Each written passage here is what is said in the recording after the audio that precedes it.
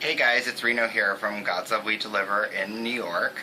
I'm joining you as you celebrate the Life on Campus and the new chapter in your guys' adventure as you look to expand to a new facility in Georgetown and on Capitol Hill.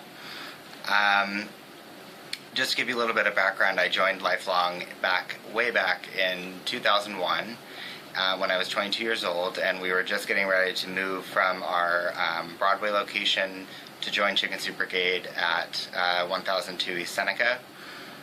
The building had been completely renovated, and when we moved in, boy was it great. It was white walls, brand new racks in the pickup center, new carpeting, everything was sparkly, shiny, and brand new.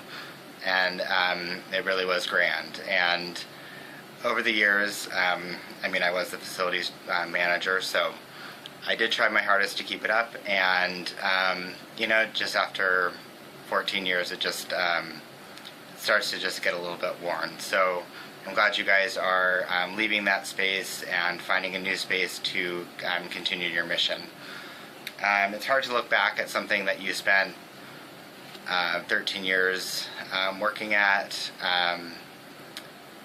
By the time I left, I was 35, and so I have a lot of memories of that building and of the annex and the thrift store, and they're all very meaningful to me. It'll be sad to come back to visit you guys and have to go to a different space. I don't even know where Georgetown is, right? Okay. Well, one of my favorite things is being able to go in the thrift store. I mean, that's kind of like a daily thing because it's really like no other place in town. And there's usually a lot of characters coming in and out. And that's one of my favorite things is just taking a break in the thrift store. Probably one of my favorites was when I worked in housing with Vicky Sanchez. We couldn't find her, and about 20 minutes later she came running up to tell us what happened, which was she fell asleep on the toilet and woke herself up by her own snore. Lo más importante es ayudar a la gente necesitada. The most important thing is to help people who need help. Okay. Yo me siento muy contenta ayudar a la gente y aprender de ellos y convivir con ellos. I feel great to help people and to learn about them and to live with them. And for me, it's actually to be here with serving this great community and helping others, definitely.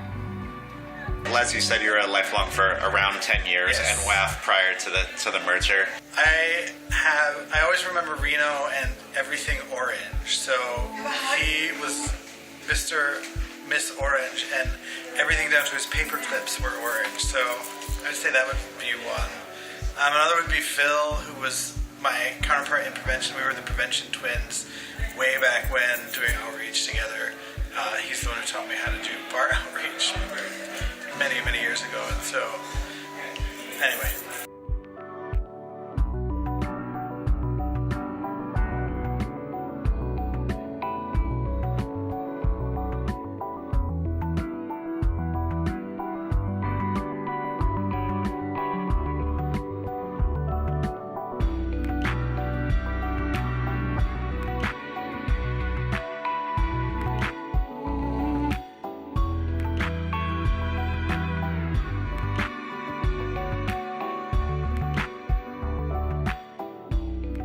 So I'd only been here a few months, and then we had a Halloween party. And Halloween parties, as you can imagine, are usually dull and annoying, and you don't really want to go. But you have to go, you have to smile, this and the other.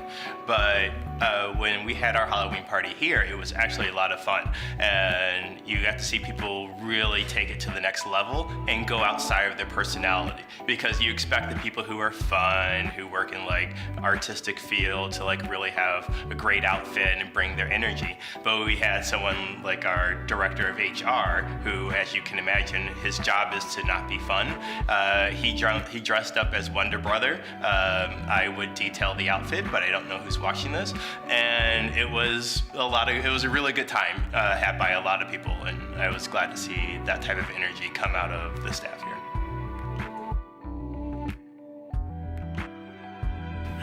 hard. I think one of my favorite memories was from the AIDS Walk this past summer. It was pouring rain and everyone was just trying to get through the day, but then it just hit a point where we realized that this was just crazy weather and we had stuff that needed to get done. So just watching everyone work together and move a ton of stuff in the rain, and just everybody had smiles on their faces, the whole development department and all the volunteers, and then just unwinding at Elysian afterwards, drying off and celebrating a really good event. One of my favorite memories, when my cube first got moved, I got moved into the space next to Reno. So we were cube mates, and on the first day that I was in that cube, he told me that I would basically be his secretary and that everybody would come over and ask where he was, and that I didn't have to answer them if I didn't know. But one of my favorite memories of being cube mates next to Reno is that pretty much without fail, every time he got off the phone with anybody, he would give an exasperated sigh and say, "Liz."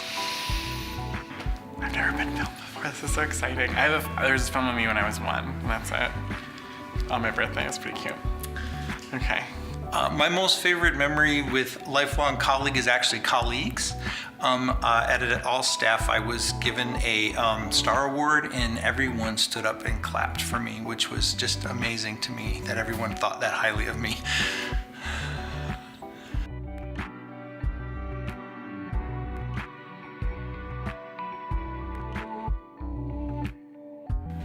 One of my favorite memories is going down to Field Roast with Sunshine and her being just as ecstatic about getting a very large vegetarian donation. It was mind-blowing to be able to be there in the Field Roast plant and opening up doors and being so excited about their facility and how much they loved us, and just to see how happy Sunshine was to get vegetarian meat just like I was. Yeah, Sunshine. Yeah. Yeah, Sunshine. Yes, funny, Sunshine, yeah, happy, very happy. My favorite memories of lifelong are usually about parties and having fun, like going up on the thrift store roof to watch the Blue Angels, or transforming the parking lot into barbecues and fun activities, and of course employee shopping on Friday mornings. But it was a great place to call home. I worked in the Seneca building for 8 years before moving to the annex for my last 5, and I just love and miss those old spaces. But as a facilities manager, it can be fun to work in a building that is old and run down and trying to fix it and find leaks and things like that. But I imagine for staff, it gets a little tiring at some point. So I'm happy for you guys. Okay, I don't think I've told anybody this story. So on certain days when I really have a lot going on and I just need to find a place to just break away and chill out and go hide away, I find just a unique spot on campus and stay there for a little while. So one day, I decided to climb up into the CSB kitchen and get up on the roof. And I'm climbing out of the hole, and I'm walking down the roof, getting some fresh air and trying to recollect myself. And I'm coming around the corner, and there's a desk, and there's Paul. Gold, platinum, bauxite, sure, good investments. Social change, now there's a good investment. What?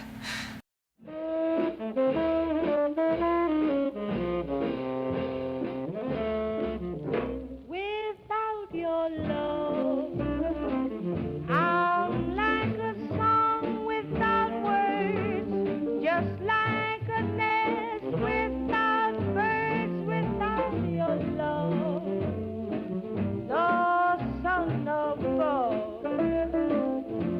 will never shine.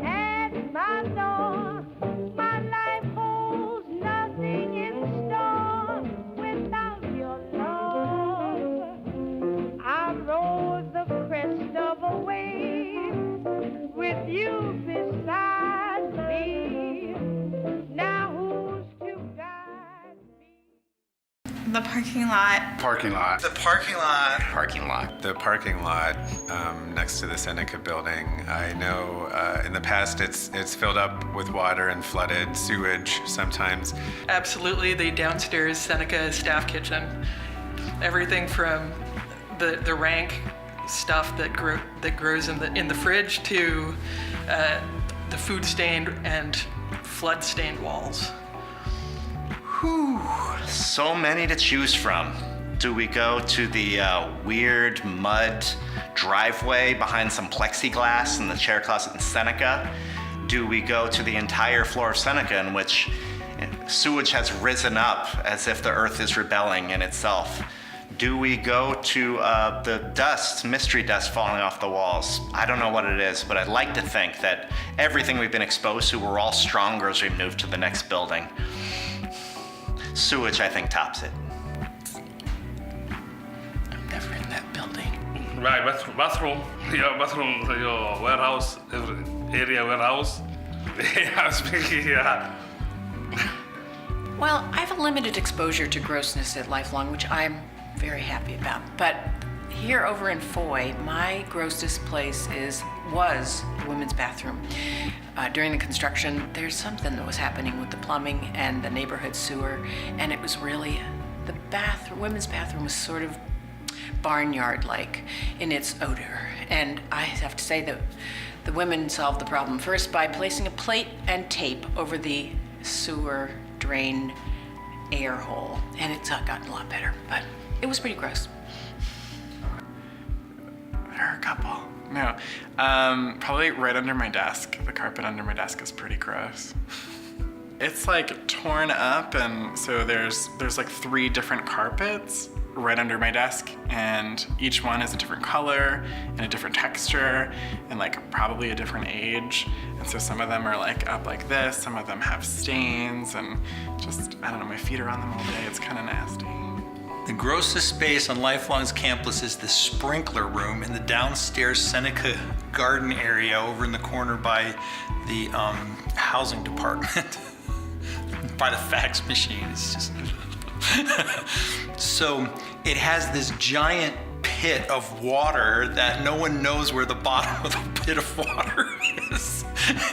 And it's like black and oily, and it's almost like the Gila monster can come up out of there and get you. As a facilities manager, you get a little bit more exposure to the backside of different buildings, but the basement bathrooms, which would back up, was always pretty gross. The old ramp by the Seneca conference room chair storage was always so strange and would flood and create mildew problems. I would have to say that one of the grossest spaces is down on the garden level. It's the hallway that you walk from where the client or the case managers and housing staff sit to go into the Seneca conference room. It's a hallway where the 2 restrooms are, and it usually smells pretty rosy. Kitchens or carpets? Kitchens or carpets? I really can't go between the two, except maybe recalling the time that the Seneca kitchen, we came back from Christmas vacation and somebody had left some half-rotting fruit out on the counter, and it was inundated with gnat flies. And we had all of those sticky strips up all over that kitchen trying to get rid of the gnat flies. And we said, typical.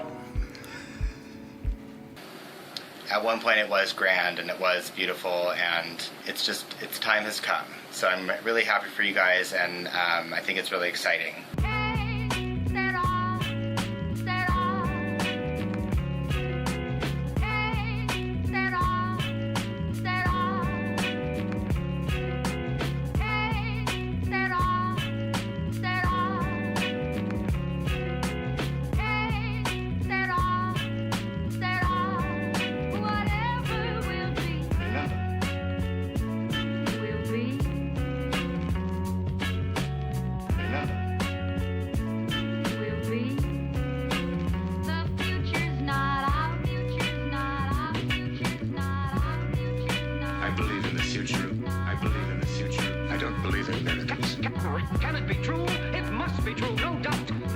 life is going on as normally as ever. But suddenly something seems to have happened.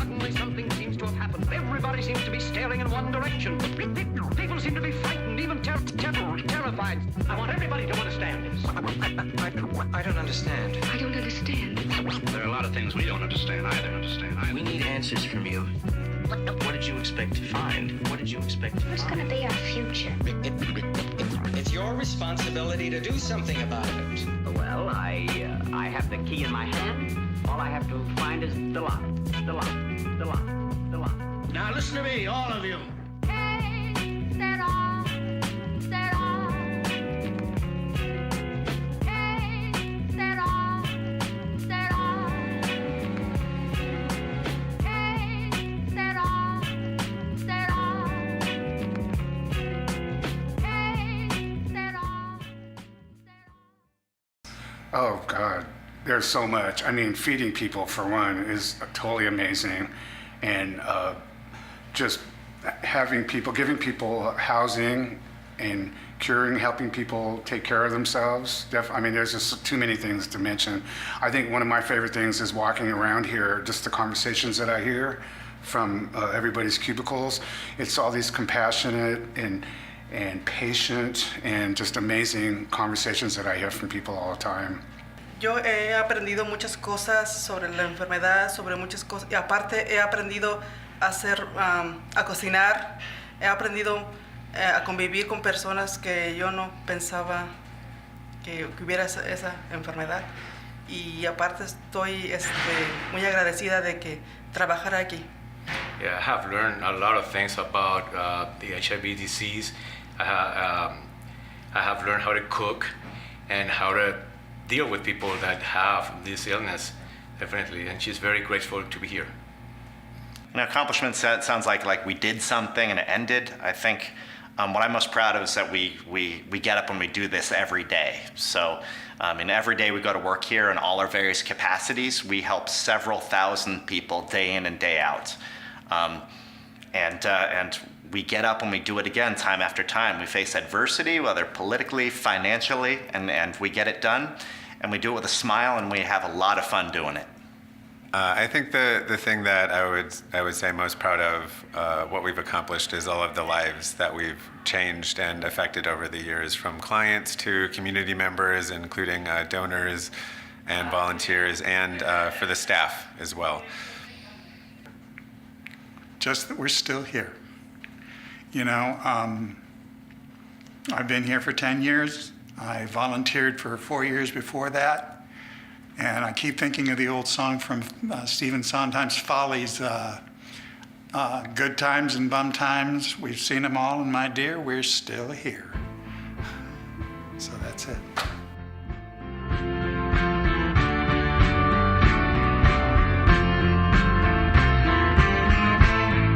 As you go to your new homes and get settled in, and I believe it's Georgetown and Capitol Hill, just remember that the Lifelong's mission and the mission of God's love as well really just aims to make people's lives better, and to be a part of that is really something special. So give the old building a hug for me.